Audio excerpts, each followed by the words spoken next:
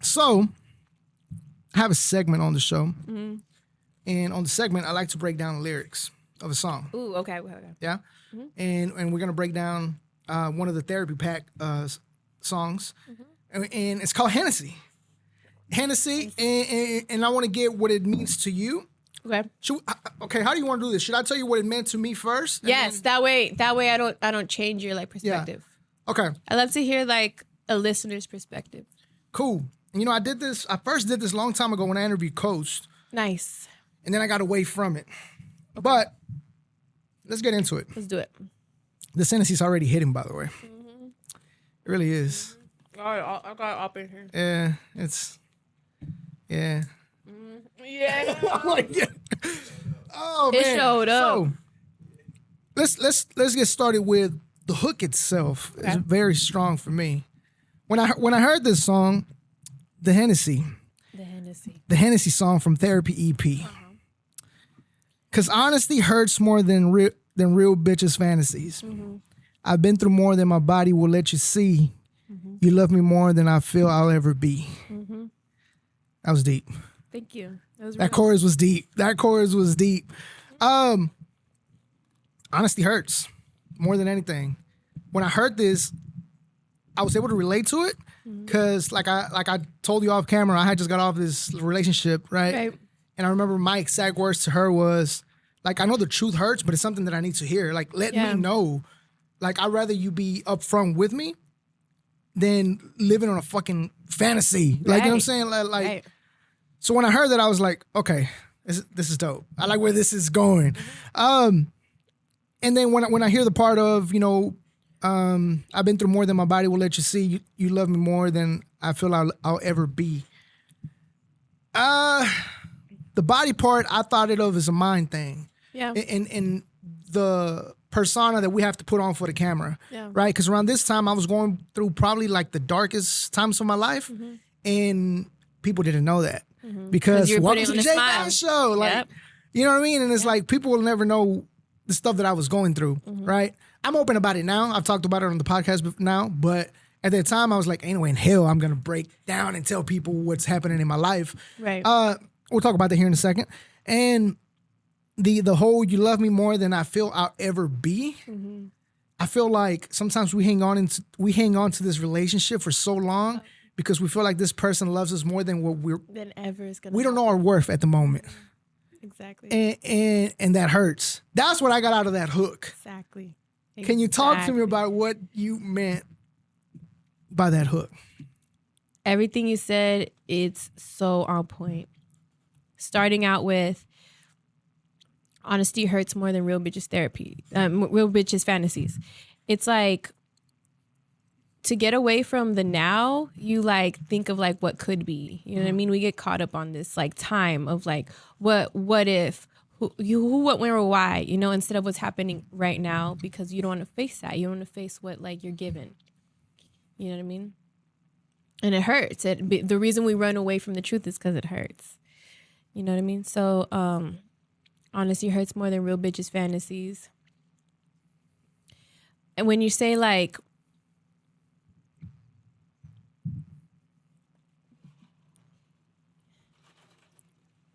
when you're talking about that last line, when it's like, you love me more than I feel I will ever be, I feel like that's the one thing that is the hardest thing for a human being in love to realize that is not true. I have held on to relationships so much longer than they needed to be just because I felt like it doesn't get any better than this. How can it possibly get better than this? This is the one. This is the one. Yeah. You know, and for you to even fathom, even picture a life without them is it's impossible. You know what I mean? And that's what keeps us in these abusive relationships. That's what keeps us being in toxic relationships and toxic situations. Like, all that shit is hard. And I feel like I started finding myself able to separate myself from thinking that, you know what I mean, in the relationship that I was in. Yeah. I just thought like this is the most romantic thing ever. We can make it work. Yeah, we can make it work. And like, you know, I can't picture my life without you. Like that's just like you have to realize that's not true, you know? Especially if it's hurting you. Fucking love life. Yeah, dude. Especially if it's hurting you. Yeah. And it's not helping you. Yeah. You're right. Yeah. Again, that's why I liked it. Because in my previous relationship, for the last year and a half, I knew it was over. Really? I knew it was and over. you stayed because you thought. But it I was work. like, we can make this work. Yeah. We can make some changes, make it work. Make some changes, make it work. And it was getting worse, worse, worse. And it's like, but we're so perfect together. We're so perfect. We can't let this end like this. Thank you. 3 months later, I bought an engagement ring. A month after that, we break up. No. Yeah. But it wasn't like a full breakup, right? It was. What does that mean? Well, it goes back to what I said. I thought I could fix it, but so like y'all broke up. Okay, so we didn't literally break up, but you know when somebody stops loving you, like you know that. Like, we're about to get deep in, and we're not even done yet. We got so much more to talk about, but on a serious note, you do know when somebody stops loving you. I have known this person for 16 years of my life. I'm 35. So if I've invested in a relationship, 5 and some change, but in a friendship that we were like best friends, 16 years. Damn. So when somebody starts treating you different and starts saying things different, again, this song, what you just said, you think you can't live without them. And then it's like, nah. And then I was like, in my head, I was like, this can't end. Like, let's make it work. Right. Because in the back of my head, I was like, bitch, I just bought an engagement ring. If you only knew, bitch. If you only knew. Stop backing up. So we go on, try to force it. Another May, June, July, August, September. I don't know how many months. Till finally, it hit me. And then I was like, next opportunity, next time she tells me something that's just, it's time to go. Then it's going to be time to go. You checked out. I had checked out. And then the time came and she made a comment. And I don't know if it caught her by surprise, but when she made it, I was like, okay, cool. Then, you know, it's before I hate you and before you hate me, let this end now. Right? Okay. And it's just out of respect to our friendship. Because even though we don't talk, at least I know I have nothing against her. And I would hope she has nothing against me. But I didn't want it to get to that. Right. You didn't want to push it to the absolute limit. Correct. So it was kind of like, okay, it's time to check out. So yes, what you said about sometimes we hold on to stuff longer than we should, we do. But we're going to keep it moving. Let's keep moving to the verse part because I still got more to talk about here. Yeah. This is a whole verse, I believe. And I'm still, damn, this whole verse hurts. I'm like, this whole verse hurts. Whole verse hurts. And I'm still missing the pieces I left behind to save myself when I was caught in the deep end. Gotta drown out every weakness. I'm the one that they depend. I hate talking about my feelings because my wounds tend to deepen. I've been sipping heavy lately. I hope no one come to save me. Time don't wait for no one, and it's later than you think, baby. Ooh. I take a drink and free my pain, and it's the numbness I seek. Finish it. I take a drink. It's the numbness I seek. Oh, hold on. I take a drink and free my pain. It's the numbness I seek. My smile is just a tattoo with that. My smile is just a tattoo without any ink. You keep telling me to hold on. Go for it. Go for it. Let it out, KP. You keep telling me to hold on. I don't wait for no one. Yeah. So that verse, you don't even understand how you were helping me with that song. Because it's, I don't talk about my feelings. I have never talked about my feelings because I'm very, what's the point? Right? When you said, gotta drown out every weakness, I'm the one they depend. How do you say it? I'm the one that they depend. Yes. You know? So what I got out of that was around the times when I was drinking a lot. Nobody knew why. And here's the thing about that. People were judging me because out of nowhere, oh shit, out of nowhere, Julio's a drinker now. Julio's blacking out. and I'm getting judged, but nobody ever took the time to ask me why. Yeah. Why are you doing this? Nobody. I had to ask myself. No one asked you why you were drinking more. Correct. I had to ask myself, why are you doing this? Did you Does it know? make sense to me? I knew exactly why. Yeah. I knew exactly why. But that's why I like this song, because you said that. I've been sipping heavily lately. Hope no one come to save me.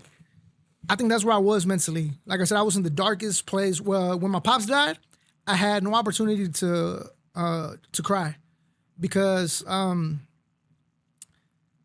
saw my dad pass away right in front of me. Are you serious? Yeah, and when it happened, my mom was there too, and she started losing it.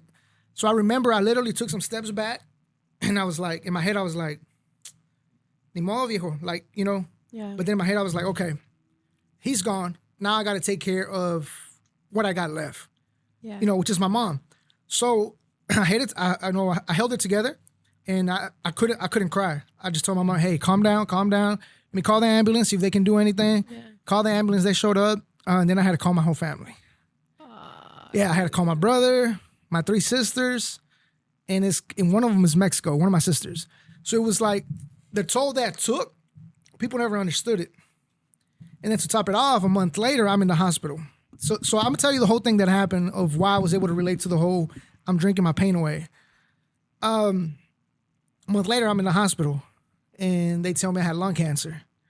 And then they're like, if you don't know the survival rates for lung cancer, it's not like the best. You had lung cancer? Well, they thought I did. For like 6 months, 7 months, I was going for like treatments and trying to figure out what was happening. Yeah. COVID messed up my lung, my left lung. 90% of my lung was covered. What? Yeah. It was COVID? It was COVID. And they fucking called it cancer? Because all they saw was my lung was black. Oh, It was like a big ass patch on my lung. fuck. Yeah. So again, my dad passed. Then this happens to me. And in my head, I'm like, God, what are you doing? Like my mom's not, like at that point, I didn't even care about myself because I'm like, Your mom. if it's time to go, then it's time to go, unfortunately. But my mom, bro, like my dad just passed, now me. So a couple months later, the breakup happens. Yeah, I'm gonna put these on. Don't do it, KP. Don't do it to me, KP, because I ain't gonna be able to talk. But a couple months later, the breakup happens. And remember, I told you I hadn't been able to cry the whole time. Yeah. So I'm trying to keep it together. I don't want to show my emotions just because I don't want to feel nobody feel special that they're making me feel some type of way. Yeah. And then obviously, who am I to cry to my mom about something that she was there for too? Right. So I was like, if I cry to my mom, that's gonna hurt her more. I could see So that. what was my only way out? Drinking. Drinking till I didn't know where I was at. And so when the song, like the lyrics, I'm a person that pays attention to the lyrics. When I was listening to the song, I was able to relate to everything in my own way. I was like, man, like, you know, gotta drown my weakness because I'm the one they depend on. Like my mom depends on me. Yeah.